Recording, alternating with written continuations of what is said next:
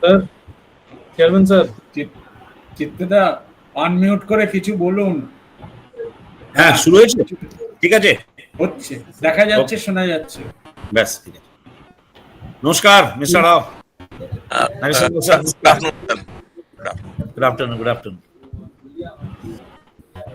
sir, can we start, sir? Can we start? Yeah, 4 p.m., sir. Is it live now, Sujayda? Okay.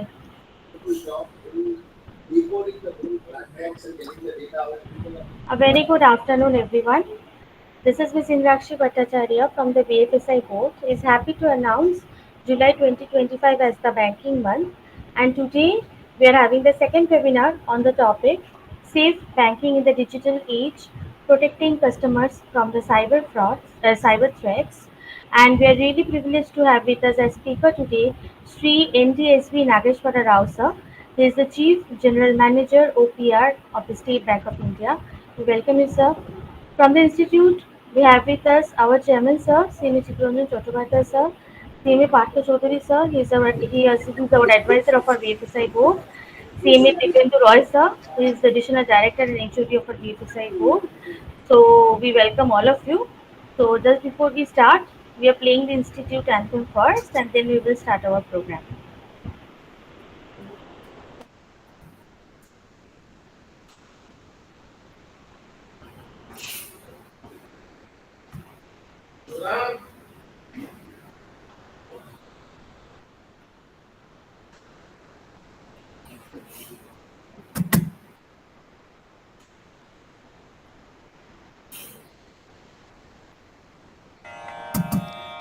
असतो मा सद्गमया तमसो मा ज्योतिर्गमया मृत्योर्मामृतं गमया मा सद्गमया तमसो मा ज्योतिर्गमया मृत्योर्मामृतं गमय असतो मा सद्गमय तमसो मा ज्योतिर्गमय मृत्योर्मामृतं गमय ॐ शान्ति शान्ति शान्ति.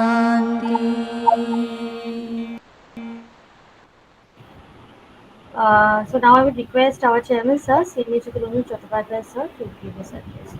Now, before I address, I request our advisor, C.M. Partha Chaudhary, to give his special address, please.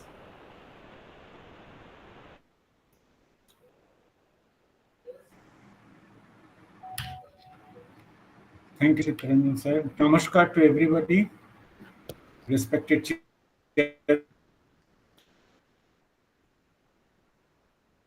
BFSI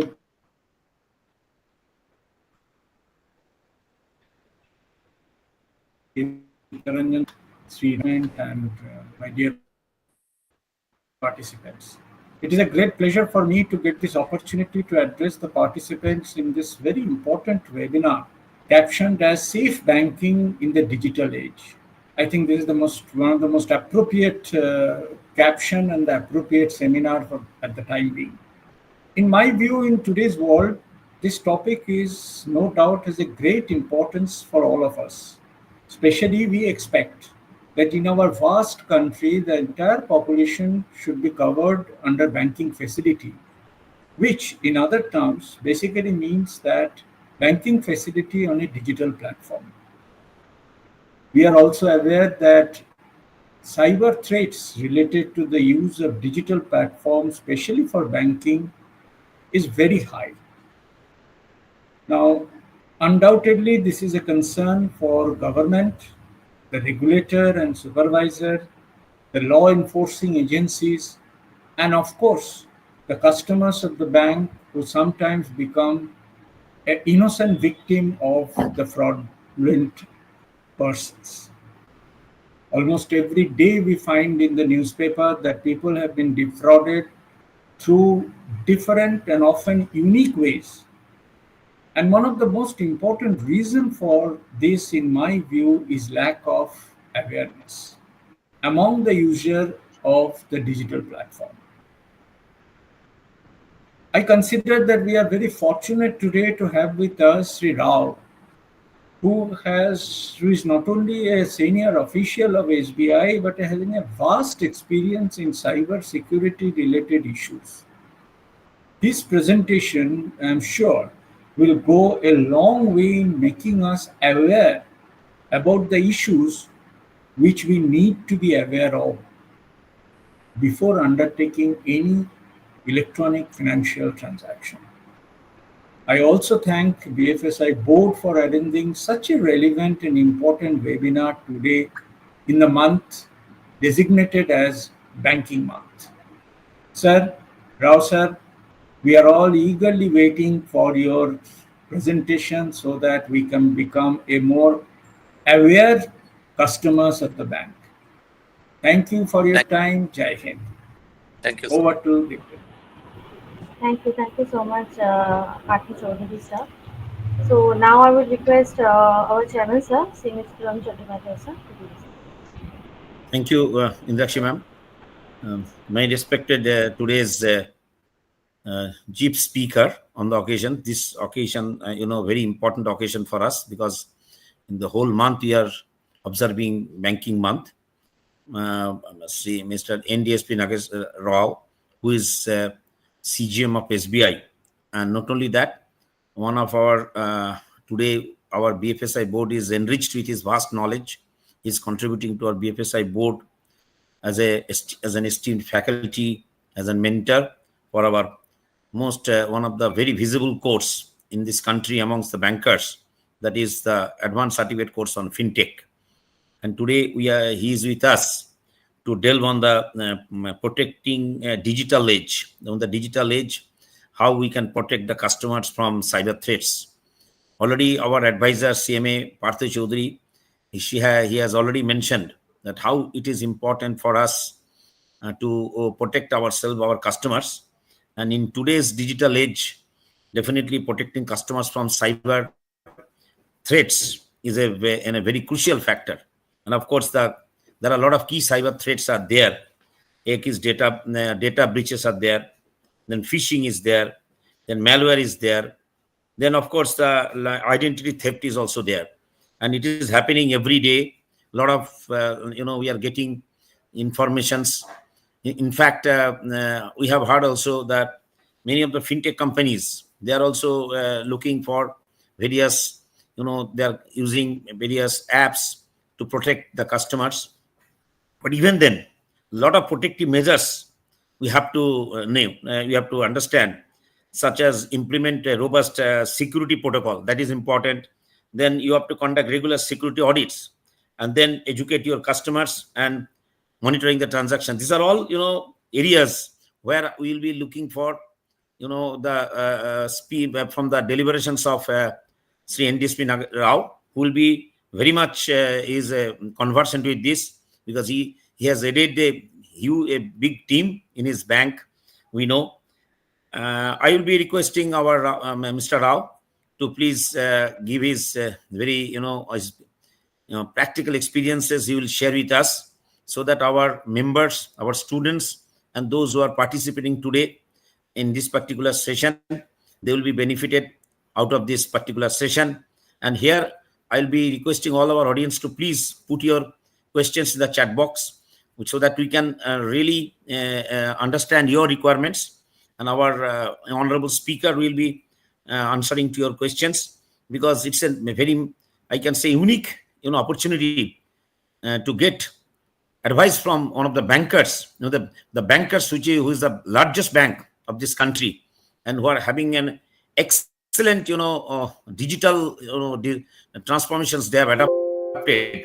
In the whole country, we always feel whenever some digital matter is coming, SBI is leading from the front, and many banks are replicating SBI's. That is also matter, because SBI, wherever we find that any Reserve Bank of India is also very much a central banker, but where the Reserve Bank is not there, State Bank of India is working in a big way to extend their help to all the bankers. Therefore, today's session will be very important. I again welcome all our participants here, and especially I am very much grateful to Mr. Rao, who has made his time in Sunday for available for us.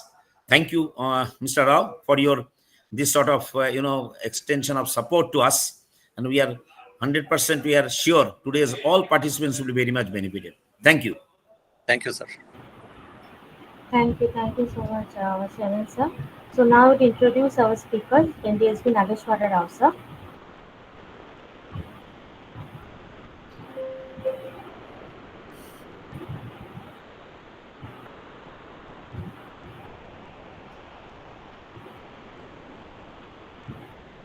Sir, he is presently working as the Chief General Manager, Operational Process Re-engineering in the State Bank of India, overseeing the transformation of processes in the bank to improve the employee productivity and enhance customer experience. He was previously the General Manager of the IT Loans and Trade Finance State Bank Global IT Center at Navi Mumbai. His role covered handling IT applications of Rs 40 trillion loan portfolio of the bank. He was also previously the General Manager of the IT Special Projects, taking care of IT applications. Previously Deputy General Manager, Sales Head, Financial Inclusion and Micro Markets of the State Bank of India, covering Tamil Nadu and Puducherry. He has headed the Analytics Department of SBI as the Deputy General Manager at the Global IT Center at Navi Mumbai. He has spent 5 years in the banking research conducting management studies for SBI, along with handling classroom sessions in the Apex Training College of SBI. He has spent more than 35 years in the banking business operations across all segments. He was a member of the IIBF Technical Expert Group for Banking Technology Fellowship section. He has many notable achievements. One of them, a few of them I'm just mentioning: Project Guide for Management Courses in the IGNOU SMU. He has written many articles on the banking and finance, which got published in the various magazines like IIB Quest, the Management Accountant, BFSI Chronicle, One India, One People, and many more. He has taken sessions at NIBM Pune, BIRD Lucknow, and ICMAI Kolkata on various technology and other topics. His the he has completed the digital leadership program from the ISB Hyderabad, Master of Business Administration from IGNOU, Master of Arts from the Andhra University, Bachelor of Science from the Andhra University, Postgraduate Diploma in Financial Advising from IIBF, Oracle Certified Professional in Database Administration, Certificate in Risk in Financial Services of CISI London, and I mean so many, sir. I've just mentioned a few. It's really an honor and privilege, sir, for us to have you with us. So now I would request NDSP Nageswara Rao, sir, to please share his presentation. Sir, please start. Thank you, Indrakshi, for a nice introduction. Thank you, Partha sir and Chitranjan sir, for allowing me to make this presentation in this webinar. And I also thank Dibendu for supporting me in all these endeavors. Just first I will share my screen, then I will start the session.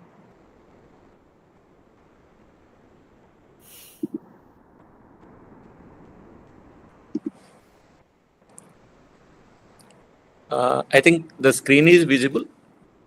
Yes. Sir. Yes. Okay.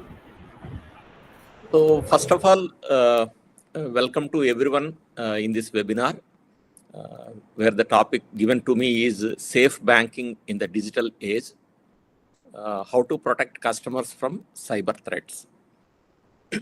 This is very important area, as already told by Partha sir and Chitranjan sir, because each one of us will be banking with some bank in our daily life.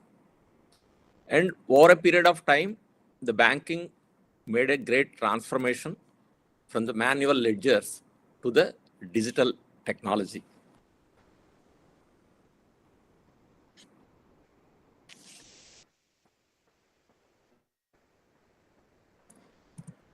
I think the next screen is visible. Yes, sir. Okay. So when earlier when I joined the bank and before that, the traditional banking required the customers to visit a branch. Then over a period of time, we have moved to core banking solutions where the internet banking was made possible. Over a period of time, the mobile banking came, and then various banking apps evolved. And now, in the last few years, UPI has come up like anything, and particularly after the COVID, UPI gained a momentum. And now many of the transactions can be done by the customers without visiting the branch. It may be a simple balance inquiry, or transferring money to somebody, or receiving money. So even for applying loans also, these banking apps are useful.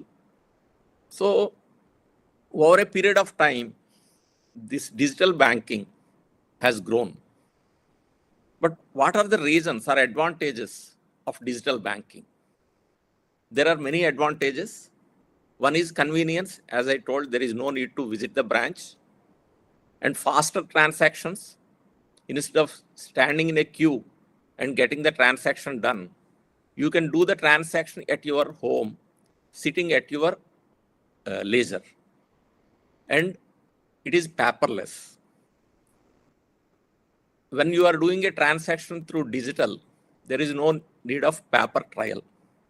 But all the transactions will be recorded,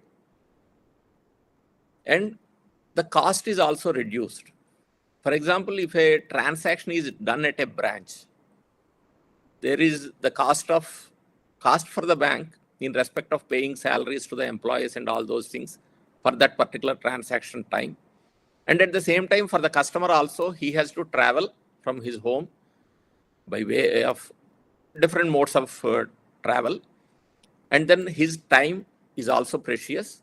So all those costs have come down with the digital banking. And as you can see, the UPI transactions are touching nearly 18 billion per month, which is a humongous number in the global standards. And a recent news item shows that nearly 75% of global transactions are happening through UPI. Even for purchasing fruits or for purchasing a high value item, we are using UPI. So that way, the digital banking has offered so much convenience, fast, and it is available 24/7. Unlike the bank branches where you will be getting the services between 10 to 4, certain times for each bank it may differ, but limited time. Whereas through digital banking, everyone is able to get the transactions done 24/7. But any advantage will have some disadvantages also. And one such thing is the rise in frauds. Because of various reasons, which I will be covering in the coming slides, the frauds in financial sector, particularly in the digital front, are increasing. A data given by Indian Cybercrime Coordination Center, which we call IC4, indicated that digital financial frauds amounted to 1.25 lakh crore over the last 3 years, which is a very huge money. So why these frauds are happening? What is the reason for these frauds and why people are falling to this? If you see the fraud triangle, there are basically 3 things. One is motive, the other one is opportunity, and next one is anonymous nature. Motive is very simple. Any fraudster will try to get money because it is a profit driven. And in this case, it is very low risk, but reward is very high. Coming to the opportunity, even with having a small smartphone, normal basic mobile phone with internet access, somebody can trick the customers and get the fraud done. And the third one is anonymous nature. Because cyber criminals are hiding their identity easily by changing the phone numbers or through other means.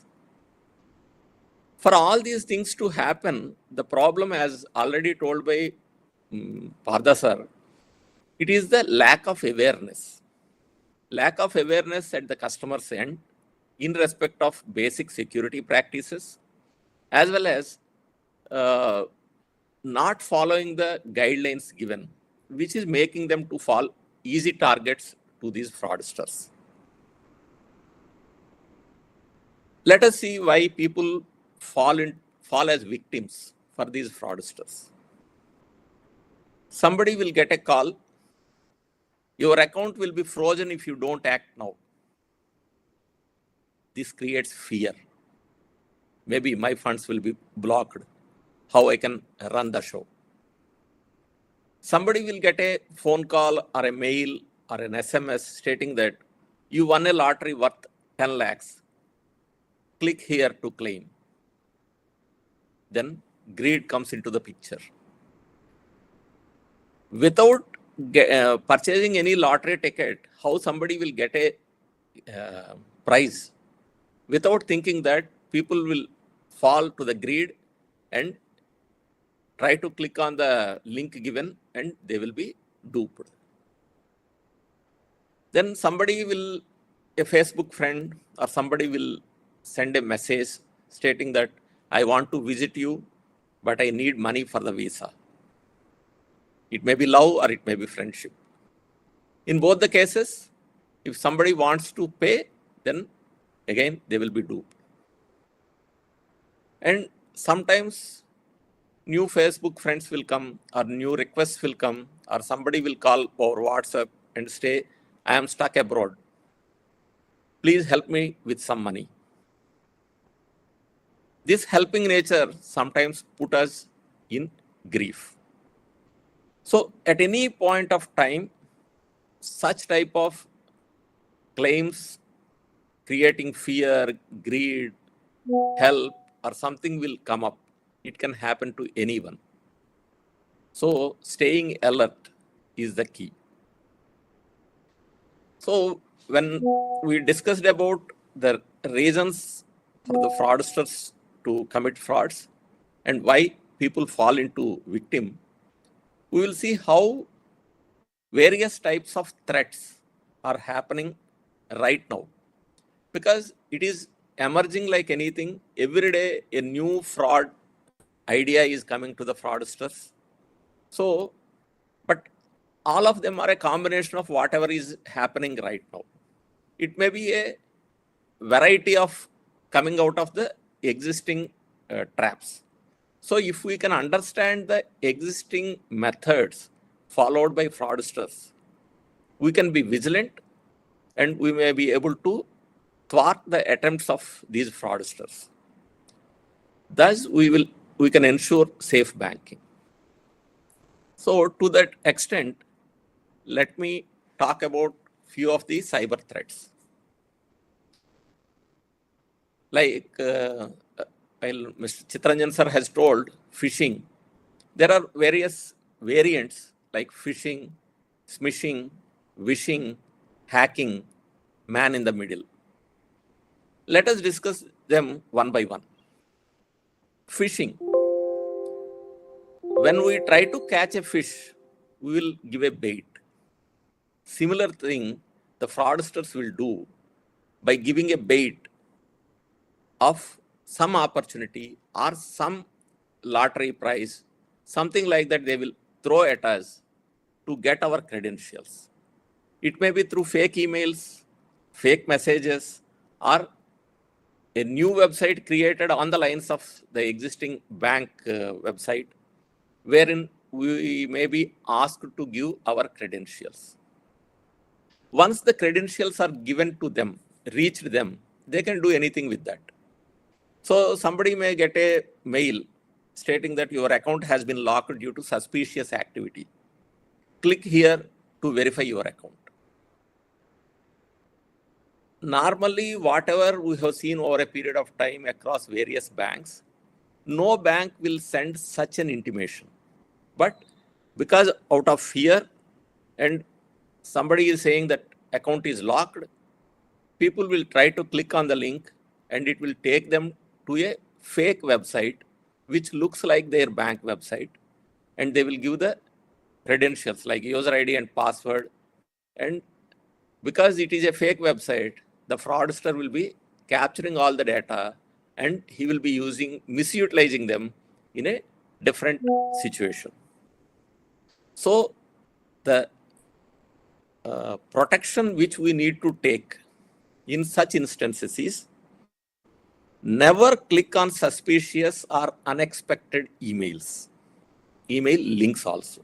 Because if somebody is sending a mail, if we click on the sender details, the fraudster, the fraud angle can be known. Many times what happens, it may look like your bank name, but any bank ID, email ID will end with @bankname.co.in, something like that. And now Reserve Bank of India came up with a new direction where all bank email IDs or bank websites will end with bankname.bank.in. So we can see the email sender email ID, and we can know whether it is from the genuine bank or not. So these minimum precautions we have to take, and never and ever any link will be given in the bank mails. If it is required, the bank will ask you to come to the bank and the transaction can be done at the bank end. Otherwise, only in the banking app, which is downloaded from Google Store or App Store of Apple, only these trusted places, those apps can be used wherein you will be giving the details. And whenever you are accessing a website, one should look for the HTTPS and a lock symbol. Those are the only websites where they are protected websites. Let us see what is phishing.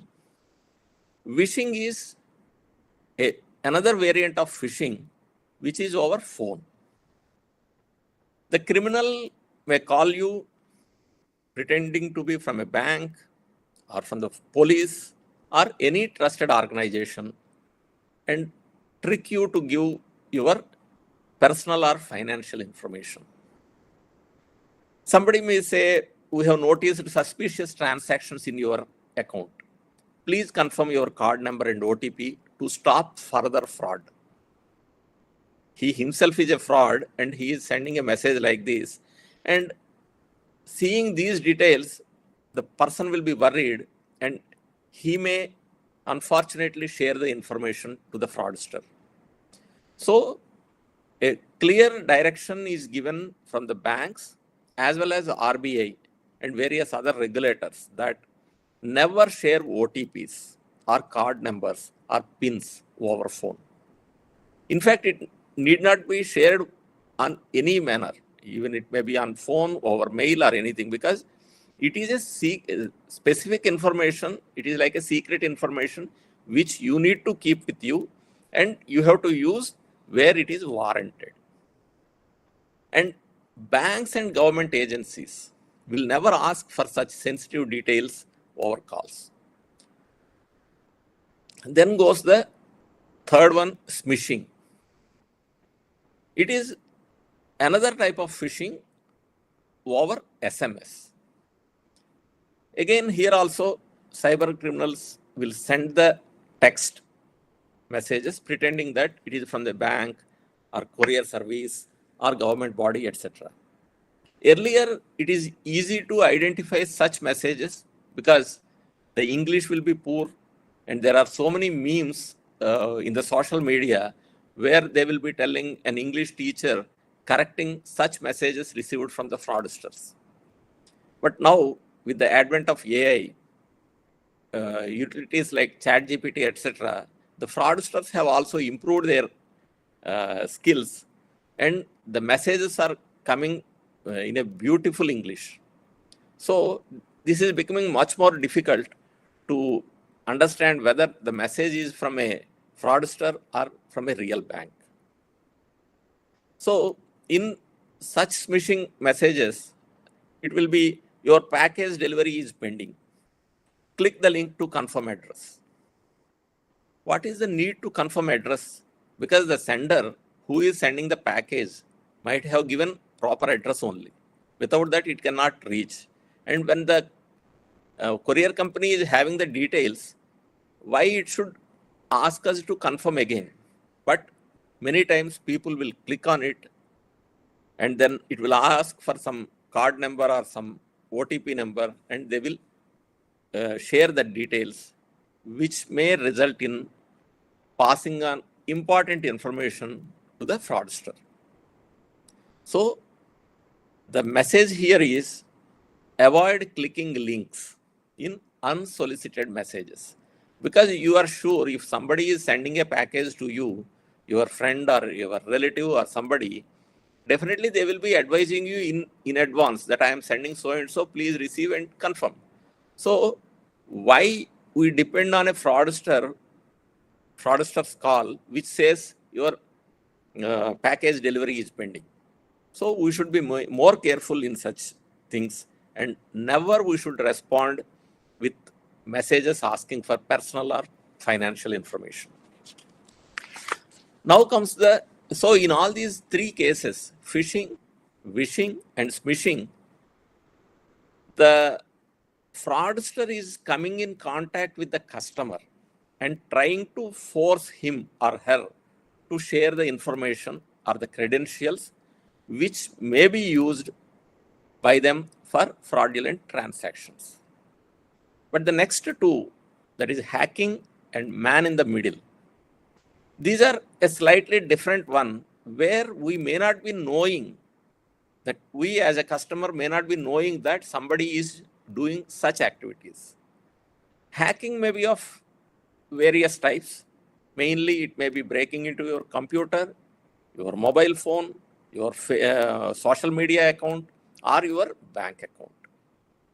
And they will use different techniques to access the data, because many times what happens, somebody may be using a password which is common for Facebook as well as email as well as the bank account, which is not correct. Because if somebody could crack the Facebook account, from there he can try for email access, and once he knows these two things, it will become very easy for him to crack the banking password. So all the passwords should be different, and if it is difficult to remember those numbers, nowadays so many apps are available which will encrypt the passwords and store it. So that way we have to save the numbers, and we should not write or keep it in a table drawer, all these passwords. And all passwords should be different, and they have to be changed frequently. Then only we will be able to safeguard our money. Then comes the man in the middle. In man in the middle, it is another way of reaching to the information without the knowledge of the people who are discussing or sharing the information. For example, somebody is sitting in a coffee shop, and when he is not getting the right signal, he will try to get the free Wi-Fi. And once he search, it will show coffee free Wi-Fi. He will access it and try to do some banking transaction. But many times it so happens that while the coffee shop may be having a free Wi-Fi, somebody else may also create such fake Wi-Fi connection. And once the people access that Wi-Fi, whatever transaction they are doing on their system, on their laptop or on their mobile, will go through the fraudster system, and ultimately it will go to the bank account. So in that process, as a man in the middle between the customer's mobile and the bank systems, he will enter through this free Wi-Fi, he will be capturing the credentials and he will use it in his own way, whatever he wants to do. And there may be another way also. If somebody hacks the email and he will be just observing the emails which are going through the mail ID. And over a period of time, he will be capturing the relevant information. And one day, recently it happened in one of the big companies, where the company employee will receive an email, supposed to be from the CEO of the company, asking the finance department to arrange for payment to a new vendor. If it doesn't contain other information, there may be a suspicion. But the mail contains all the relevant threads, the previous correspondence, and all those things are available in the mail thread. So the people in the finance department have made the payment. But what happened actually is the fraudster is able to access the email ID of the CEO. He watched all the email happening in that mail. And once he got the right moment, he changed the details of the vendor and sent the new mail to the finance department, and he is able to get the money. So either of the cases, while using free Wi-Fi in a coffee shop or compromise of an email, one should be very careful. They should have two-factor authentication so that there will be a check and maker and checker. And then whatever websites are used, they should be HTTPS. And wherever there is a need for updation of software, it needs to be done immediately. If you have seen, most of the software companies will be giving updates on a regular basis, but these updates have to be taken, downloaded directly from the App Store or the Google Play Store, which are safe zones as of now. So these man-in-the-middle attacks are very tricky and dangerous, because most of the time we will not be knowing what damage is happening to us till it happens. So we should be more careful in this type of various activities where the fraudsters are attempting to defraud the customers. And then we will go to another set of things like ATM frauds, internet banking frauds, AEPS frauds, and Mule accounts. In ATM frauds, earlier many people were duped, where the skimming of cards was done. The fraudster will install a tiny device on the ATM card to capture the card data. And then they will prepare a duplicate card, and then using the PIN, etc., which they have captured earlier, they use it to dupe. But when the Reserve Bank of India came up with chip cards, this was stopped. But then there are other ways of committing frauds by these people in the name of card trapping. Because if you have gone to one ATM, some of the ATMs will take the card first, it will go inside, and once the transaction is done, the card will come out. But what these fraudsters will do is they will put some device inside, so that once the card goes inside, it will not come out. After waiting for some time, the customer will leave the ATM thinking that he will complain to the concerned bank, and these people will come and take out the card, and they will do some more transactions, because during the same time they may be wandering there only, trying to capture the PIN numbers. The other way is how it can be done is shoulder surfing. When somebody is using an ATM, the other person will be seeing from the shoulder, over the shoulder, and try to capture the PIN number. Or there may be some cameras, hidden cameras, which will be capturing the PIN number. And once the transaction is done and the customer is leaving, they will pickpocket that card, use the same PIN, and withdraw the money. So in all such type of things, what needs to be done as a customer? It is important that we have to use ATMs which are in the well-lit region, and we have to verify the physical environment, whether everything is proper or not. And whenever there is an misuse of card or the card is trapped, immediately we have to inform the bank so that the card can be blocked and no one else can use it.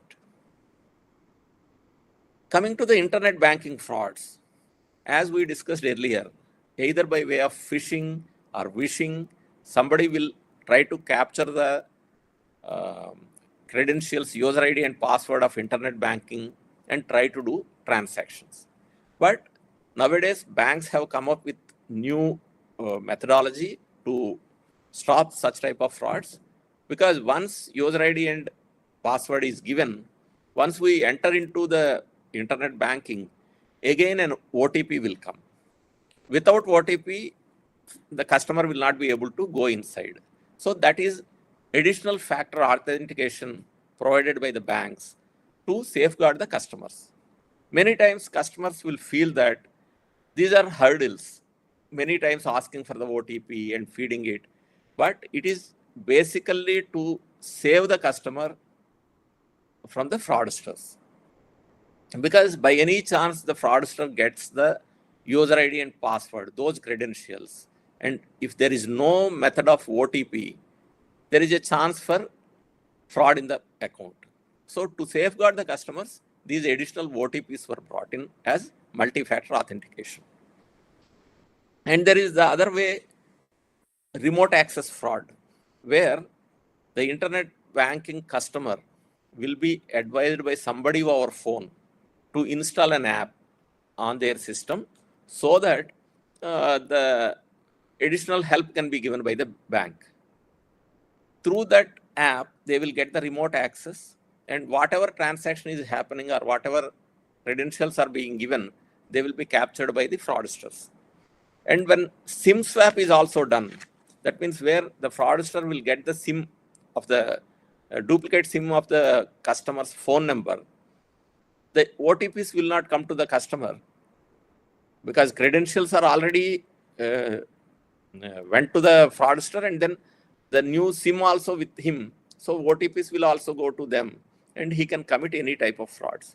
So if somebody's SIM stopped working suddenly, the immediate action to be taken by the customer is report to the mobile provider and ask for blocking the SIM.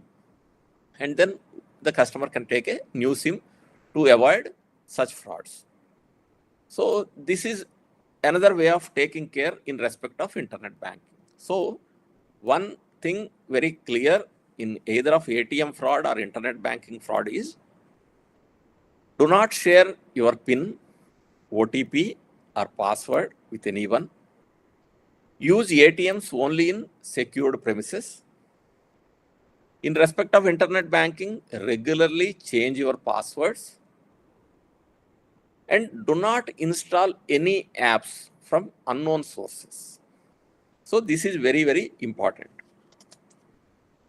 In case somebody became a victim of frauds in either of these cases, one thing they have to do immediately is call the bank's helpline and block your card or account immediately, so that further frauds will not happen in the account.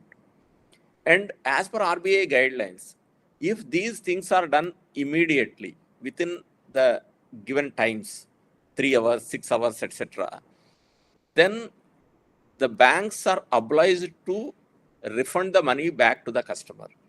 So in case of any fraud, the customers have to report to the bank immediately.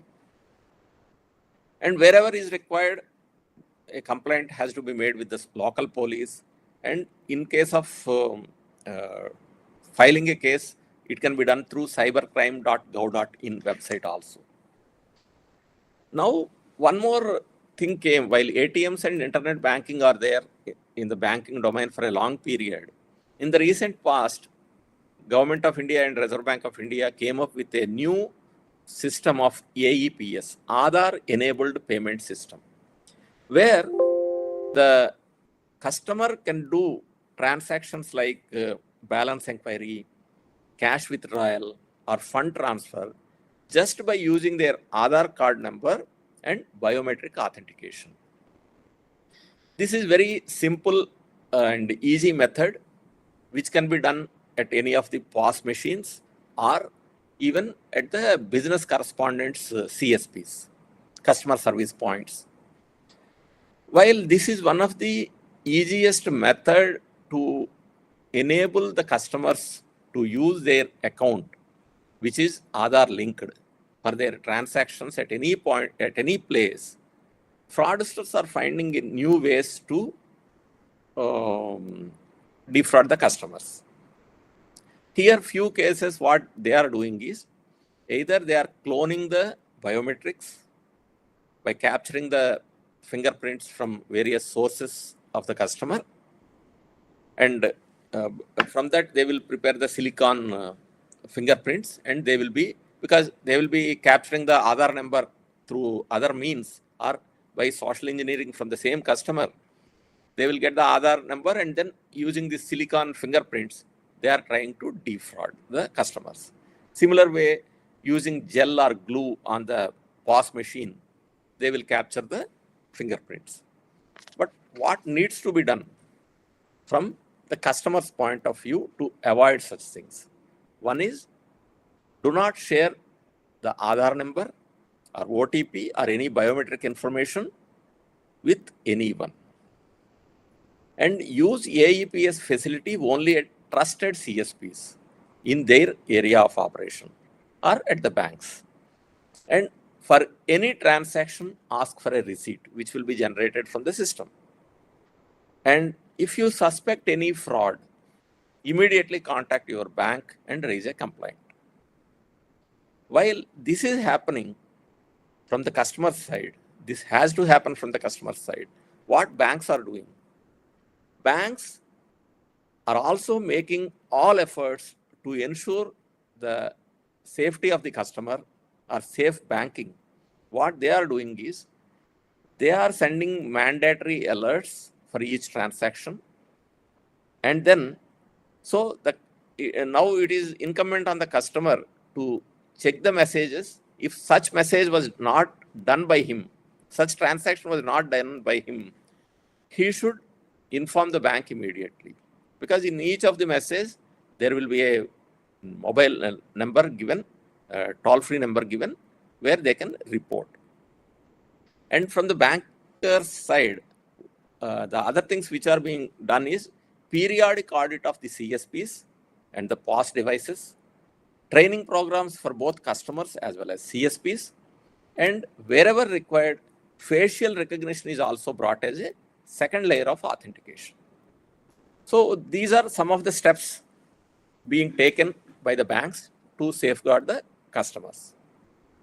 Now comes the new thing, Mule accounts.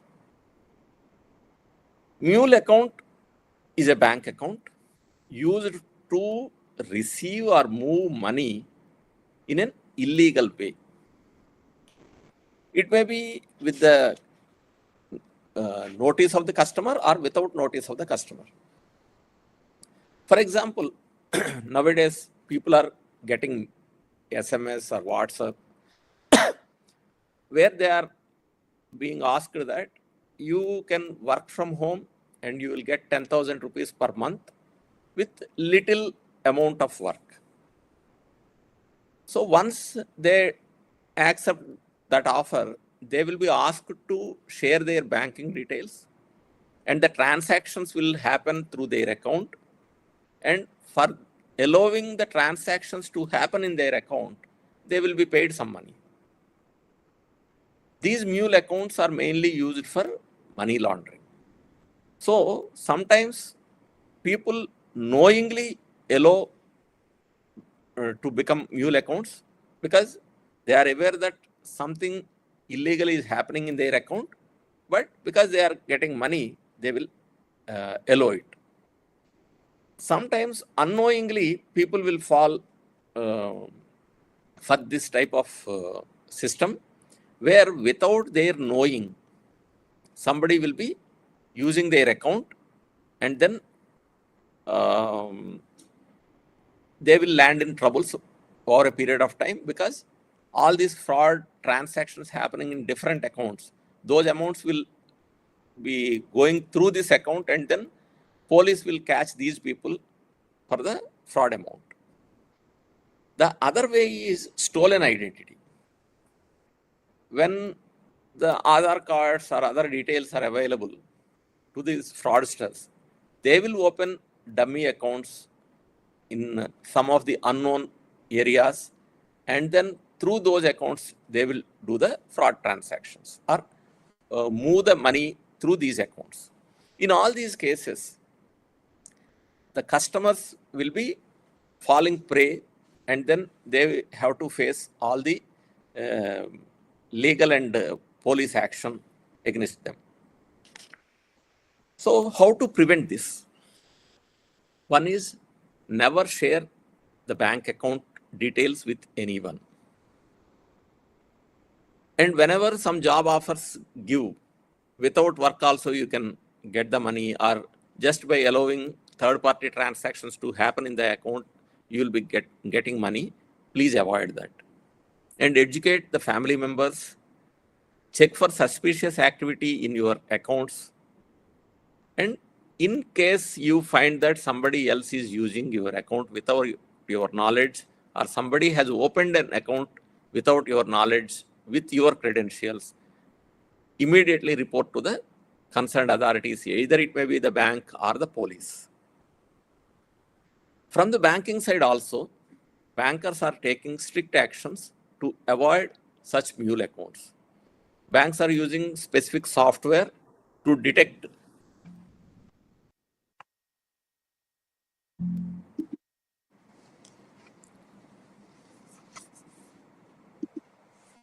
sorry for the inconvenience. So banks are using software to detect such unusual transaction patterns that may suggest mule activity, and stricter KYC norms are being followed by all the banks as directed by Reserve Bank of India, and various awareness campaigns are going on through the banks as well as RBI to create awareness among customers that don't fall prey to such type of mule accounts. In case somebody has noticed that his account is being used for mule, as a mule account, or some transactions happened through his account, they need not panic. They have to file a complaint and support the investigative agencies. And if necessary, they can close the existing account and open a new account for the purpose of their regular transactions. Now we will go to the recent things which are happening, like fake investment schemes, fake job offers, and the current trend, which is digital arrest. In fake investment schemes, most of the time, somebody will approach the customer and offers a very attractive investment scheme where somebody will be getting 20-25% return. In the present economic domain or financial activities, it is clear that no company can offer a return of 20-25%. It is known to everyone, but because of greed or the way the fraudster is tempting the customer, people will fall prey to such investment schemes and they invest in that and they lose money. It may be through stock tips which will be available through social media. It may be through cryptocurrency. It may be through gold trading, real estate, or even fake startup instruments. So in all these cases, somebody will offer the best of the returns, and then once they invest in the initial days, they may get some returns, but suddenly the website will disappear, the people will disappear, and the mobile number cannot be contacted. So some of the popular schemes of these fake investment schemes are like Ponzi scheme, where fraudsters will be using the new investors' money to pay the earlier investors till such time they grasp the huge amount. Cryptocurrency scams, where they will be offering fake coins, wallets, etc., which will not have any value. And in fake stock market tips, they will be posing as analysts and sell paid packages, which will not work over a period of time. And in real estate investments also, they will promise land or flats in prime areas at unbelievable prices. Most of the people might be remembering those old schemes where tree plantations happened on a large scale across the country earlier. So one should get a red flag. They have to watch for a red flag when guaranteed high returns are coming with zero risk. Because any risk with any return will come only with risk. If somebody is saying high return, means it will have high risk. But in these fake schemes, they will guarantee high returns, but with zero risk. And many times, the customer will be pressurized to invest quickly, saying that this scheme is valid for the next 1 day, 2 days only. After that, you will not get it. And most of the time, there will be no physical office and only websites will be there. So these are red flags. So how to protect ourselves? Never trust unknown agents offering investments via calls or social media. You approach the right practitioners who were approved by SEBI or Reserve Bank of India as registered financial advisors. As told earlier, avoid clicking unknown links in the emails or WhatsApp. And any investment in any company should be thoroughly researched, and then only the investment should happen.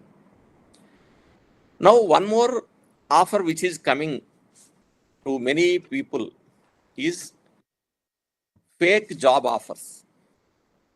Somebody will be approached either through social media or through other ways, and they will offer a fantastic job. And once the customer accepts it, they will start asking money for visa processing or medical test or some other interview. Like that, they will collect money and suddenly they will disappear. So how these frauds are happening? One is the email will come with all logos and official look, and interviews will be conducted via WhatsApp or Zoom, something like that. Job descriptions will not be there, but high salaries will be offered. And once the offer is accepted, they will ask money for background check, visa processing, all those things. So one should be careful and question himself why somebody is asking for money for an interview. Verify the company website, whether it is really there or not. And sometimes the website may be there, but how long it is there and how far it is correct is also to be checked. Whether similar jobs are available in the website need to be checked. And do not rely on WhatsApp or social media for the official hiring.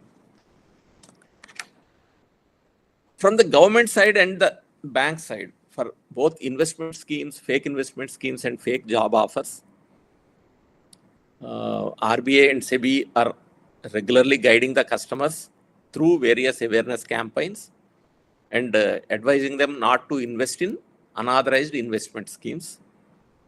In case of any such fraud, the customer can file a complaint on cybercrime.gov.in or make a call to 1930 and offer all the details.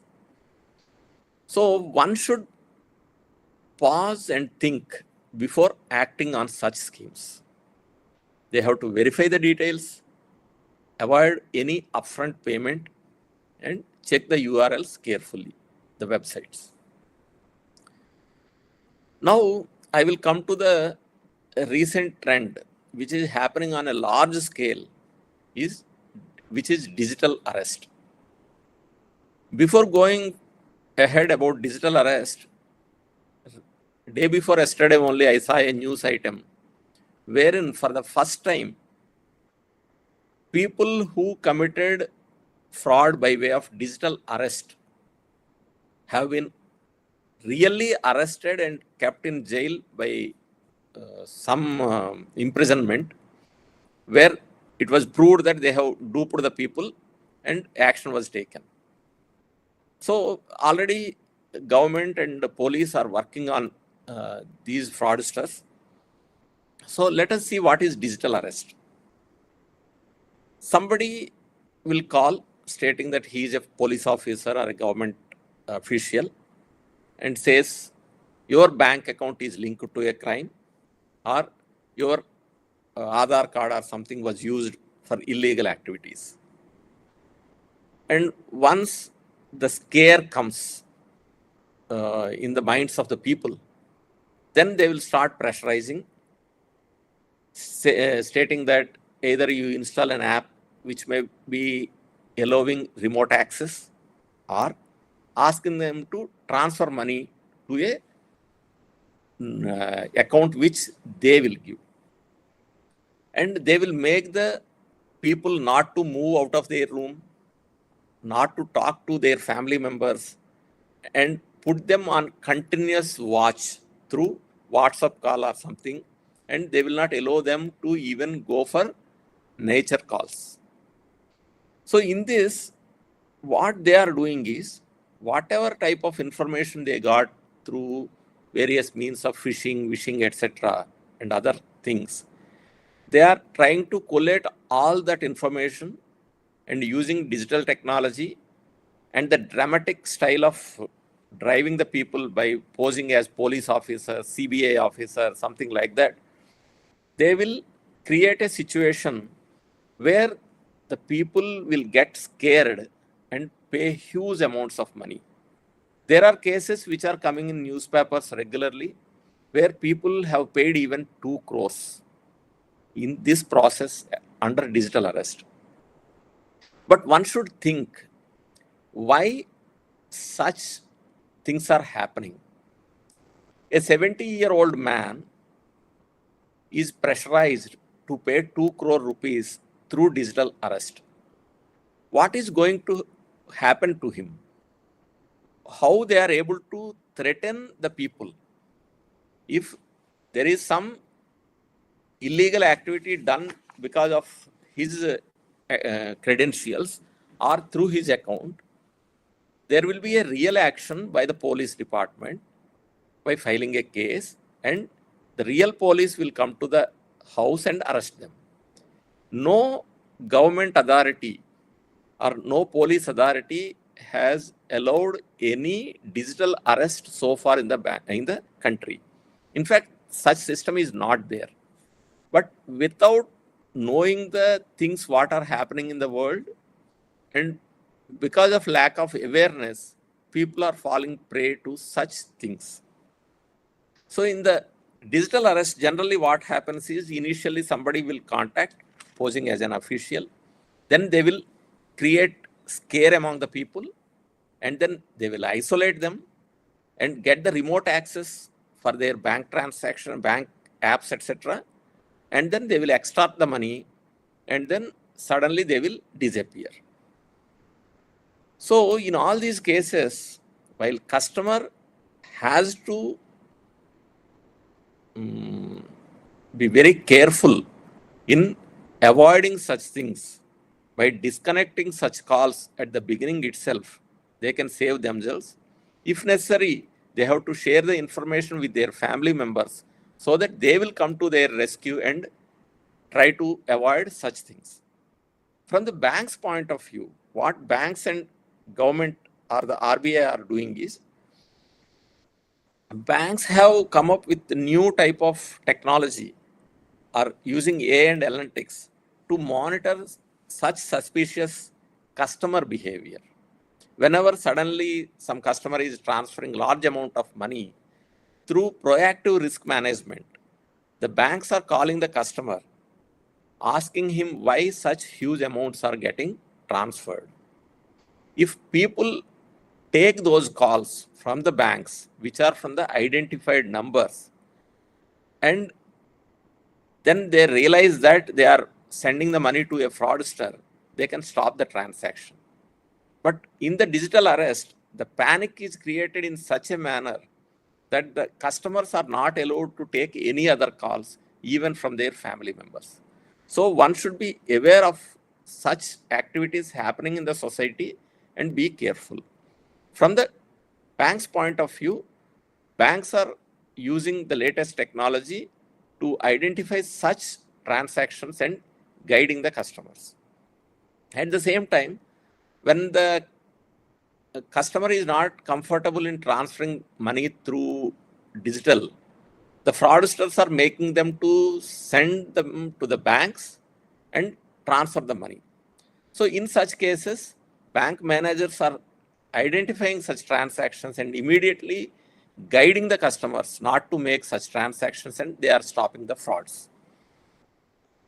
And even in some of the bank applications, if such transactions are happening on a large scale, specific alert messages are being sent to ensure that the customer stops such fraudulent transactions in their account.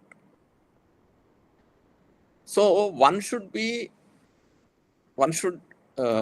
watch for red flags, like if a caller claims that he is from enforcement or law enforcement or government, he should be clear that whether this is real or not. The call may include threats of arrest or legal action. You are not allowed to talk to anyone.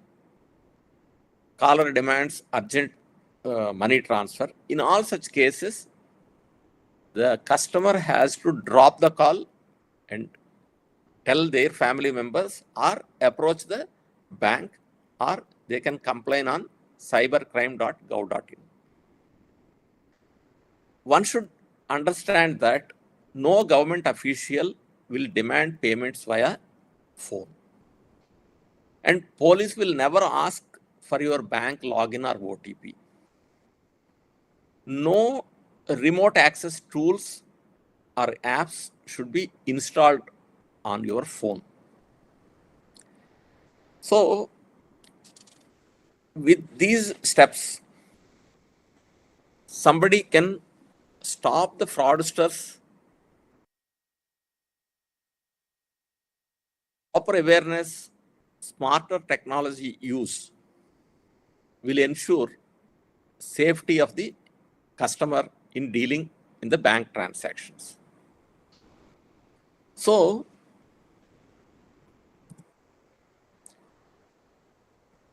when you have listened all these things about various threats in the banking sector committed by these cyber criminals, one should not be panic or feel sad about it. For example, when we are going on a highway, which looks very nice for a long drive, there will be accidents. But that should not make us or prevent us from traveling. We have to create safeguards. For example, if we are traveling in a car, we should wear seat belt, there will be airbags, and we should go at a identified speed. If we are going on a bike, we should have helmet and other safeguards. And we have to travel, because travel is required for our routine wherever it is warranted, and highways are meant for travel only. Similarly, these digital technologies which are being offered by the banks are for the convenience of the customers. Gone are the days when all people will go only to the bank to do their transactions through manual system, because with the increase in population and with the increased use of banking services, if all customers are going to the branches, it will be difficult or not possible to serve all the customers. So all banks are offering the new digital services. And it is need of the hour, and many banks are showcasing that nearly 90% of their transactions are happening outside the branch. Only less than 10% are happening at the branches, but you can see huge crowds in the bank branches, because even that 10% is a big number where we have to make the customers aware about the digital technologies and allow them to use the digital technology. So, while using of digital technology will be necessity in the coming days, by practicing the best security tips, like while we are traveling in a car on a highway using the seat belt and airbags, or while going on a bike using helmet and other safeguards, if we practice the security tips while doing digital transactions, we will be safe and we will continue to enjoy the convenience of availing banking transactions 24/7. So for that, what the customer has to do? One is, there are various things banks have brought in, like multi-factor authentication, one-time passwords, biometric login and PINs, and strong passwords. There are many people who use, as I told earlier, same password will be used for Facebook, for their bank account, and even for their email. It should not be like that. Different passwords should be used, and there should be very strong passwords. So by using such authentication mechanisms, we can thwart the attempts of the fraudsters. Similarly, whenever we do a transaction on a banking app or banking website, once the work is over, we should log out. We should not keep it open. And on the free Wi-Fi or shared Wi-Fi or public Wi-Fi, do not do secure transactions of banking. Always ensure HTTPS in the URL. And never download applications from unofficial sources. It should be either through Google Store or App Store for Apple products. In respect of mobile banking, ensure that you use PIN, a pattern, or a fingerprint, or face unlock. Similarly, do not click on any unknown links, and never share any user ID or password or PIN with anyone, because no bank or no government authority will ask for such things. While these are the steps to be taken by the customer, from the bank's point of view or the RBI side, they are also taking new steps, taking the new technology and bringing new laws. The earlier law of IT Act 2000, which will be helping the customers in case of any issues. There is a Consumer Protection Act, and RBI Banking Ombudsman scheme is there. And to safeguard the digital data, Government of India also came up with DPDP Act. Digital Data Protection Act also came into operation. And banks are using the latest technology to monitor the accounts for any suspicious activities. Wherever they see any risky behavior, they are blocking the transaction and advising the customer whether it was really attempted by them or not. And then they are upgrading the technology infrastructure on a regular basis so that whatever new fraud technologies are coming from the fraudsters, they can be stopped and the best customer service can be provided. But as I told earlier, from the customer side, always they should be aware of what is happening in the society, what type of new frauds are coming in the society, which can be known by way of newspapers, news reports, or through social media, they can know. And they have to keep their PIN, OTP, passwords, etc. very safe. In case of any issue, they should contact their bank or 1930. They can call on 1930 or they can complain on cybercrime.gov.in.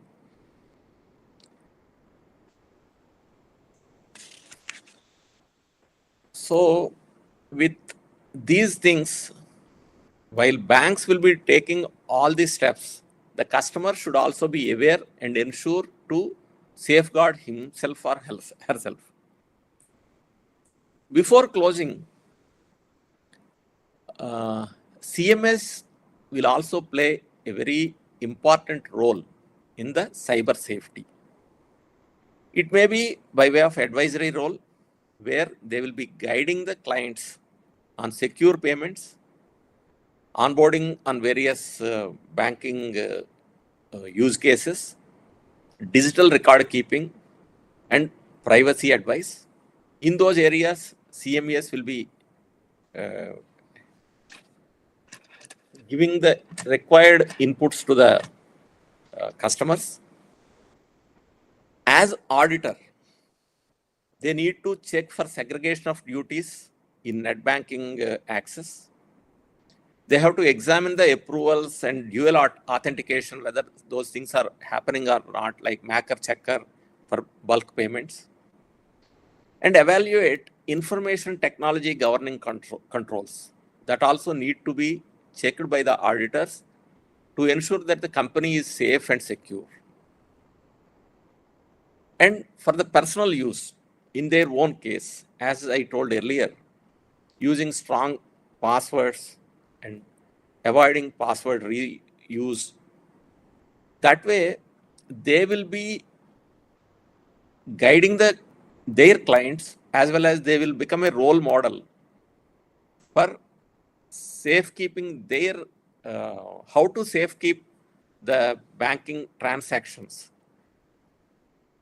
So with these few words, I thank all of you for giving me an opportunity to share my thoughts on this safe banking in the digital age.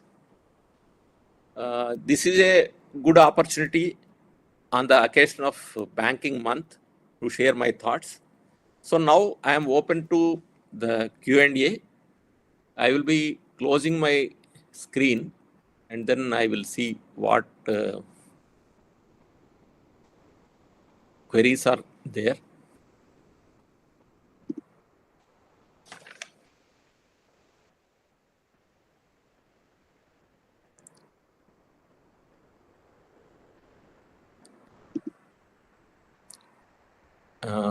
Madam Indrakshi, any queries are there? I could not see. Thank you, sir. Yeah, sir, we have received 2 questions, sir. Mm-hmm. The first question is, what will be the benefits and challenges of interoperable net banking? Interoperable net banking. Okay. As of now, whatever transactions are happening, it will be in a internet banking of any bank, for any customer. He will be able to operate through their bank only. Either they can send the money to other customers or receive the money from other friends or relatives. But the new concept is coming where interoperable means, like for an ATM transaction, the customer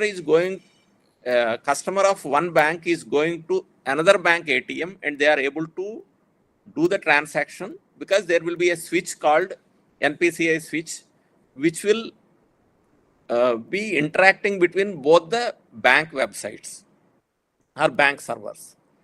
The new concept is interoperable account. Means the customer's account, even though as of now, even though he is in one bank, he can operate in other bank also. This concept is still in the initial stage. Discussions are going on how to make it operative. There are certain nitty-gritties to be worked out, so it will take some time.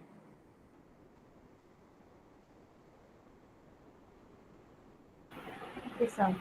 The second question is, what are your views about RBI's limited liability circular, which says that there will be zero liability for the customer for an unauthorized transaction if the deficiency lies neither with the bank nor with the customer, but lies elsewhere in the system, and if that transaction is reported within 3 days to the bank? This is the existing instruction given by RBI, wherein if there is no fault from the customer, and if they report within the timelines given as per the directions, the bank has to reimburse the amount, and bank will be trying to recover from the through legal means from the fraudster or something.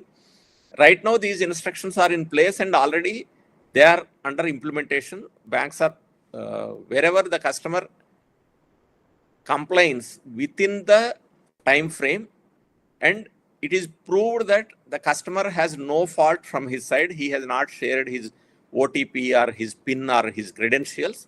If it is proved, the customers are being reimbursed.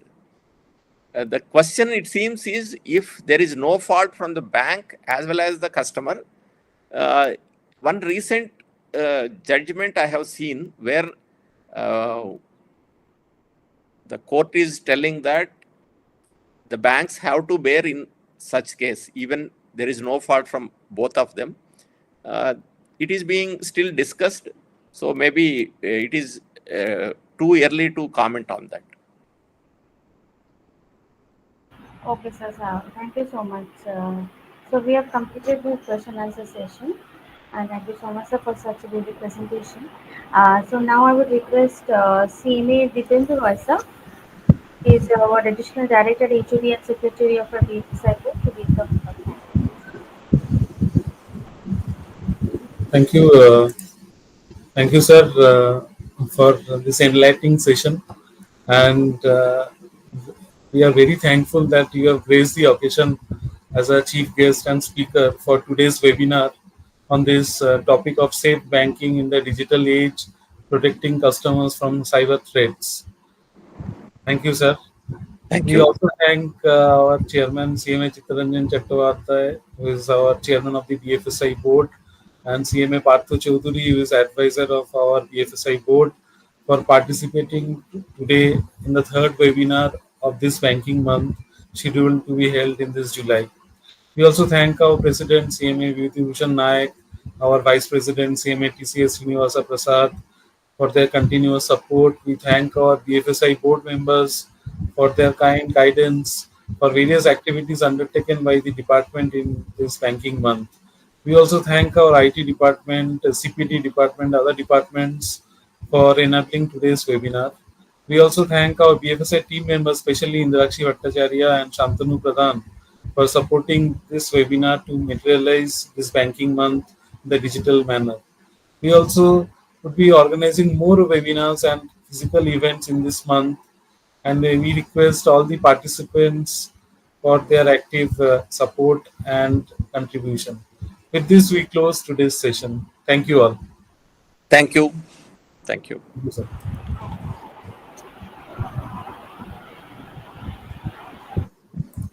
We can close, Sujata.